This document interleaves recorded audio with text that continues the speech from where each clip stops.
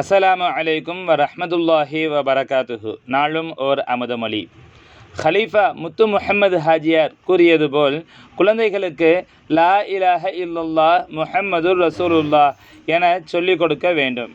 இந்த கலிமாவிற்கு வணக்கத்திற்குரிய நாயன் யாருமில்லை என்பதாக சொல்லித் தருகின்றனர். ஆனால் இக்கலிமாவில் வணக்கத்திற்குரிய எனும் சொல்லே இல்லை. லா இலாஹ இல்லல்லாஹ், அல்லாஹ்வை தவிர வேறு இறைவன் இல்லை.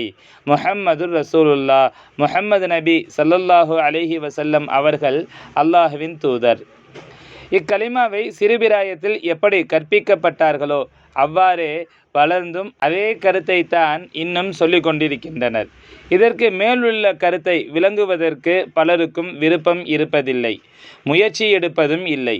ஆனால் கலிமாவின் உட்பொருளை விளங்க வேண்டும், அடுத்த படியில் இறங்க வேண்டும். ஷரீஅத் மட்டுமல்ல, தரீகத், ஹகீகத், மஅரிஃபத், வஹ்தானியத், அஹதியத், உஹதியத் என பல படிகள் உள்ளன. இவற்றில் மஅரிஃபா என்னும் படியை அடையத்தான் வேண்டும், உண்மையை அறியத்தானே வேண்டும். சங்கைமிகு ஷேக் நாயகம் குதுபுஸ்ஸமான் ஷம்சுல் உஜூத் ஜமாலியா அசையீத் ஹலீல் அன் மௌலானா அல் ஹசனியுல் ஹுசைனியுல் ஹாஷிமி கத்தஸல்லாஹு சிர்ரஹுல் அலீம் அவர்களின் அமுத மொழிகளிலிருந்து